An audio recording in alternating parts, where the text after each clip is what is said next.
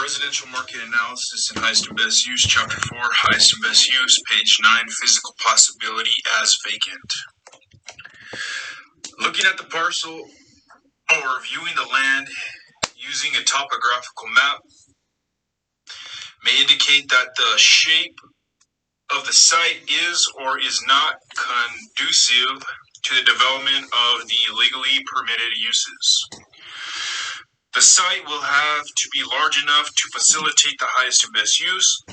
This may require additional analysis from the marketplace to determine how much land area is required for the proposed use.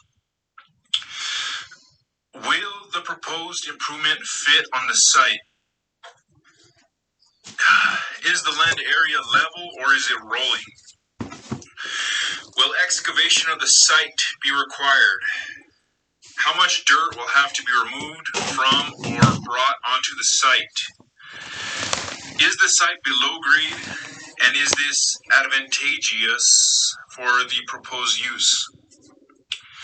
Are the public utilities available at the site boundaries, or if not, how far away from the site are they?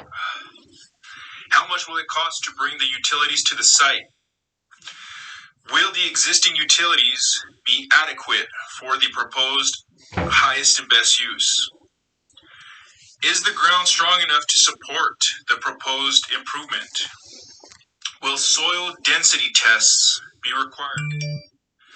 Negative answers or excessive site development cost will help the appraiser eliminate potential uses from consideration of financial feasibility. End of page 63%. Page 10. Financial feasibility as vacant. If the proposed highest and best use has passed the legally permissible and physically possible tests, the appraiser will determine if the cost to achieve the remaining uses can be recovered by the property's increased value, or whether the property will generate enough income to support the required rate of return for the investment. Does the cost to develop the land, which with each of the legally permissible and physically possible uses, contribute to the value of the property? That is, once developed, will the market be willing to cover the cost of purchase of the land and the development of the improvements?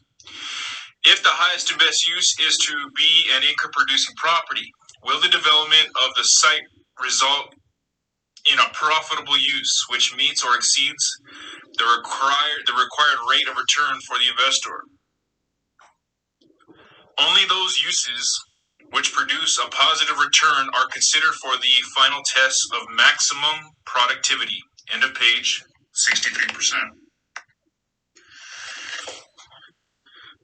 Page 11. Maximum productivity as vacant. While there may be several uses which would attain profitability, only one will result in the maximum productivity for the property. Which one of the considered several uses will return the greatest profit to the investor? If the property is not an income-generating property, which one of the considered uses will produce the greatest increase in value for the property owner? That use which produces the greatest return to the land is the highest and best use as vacant.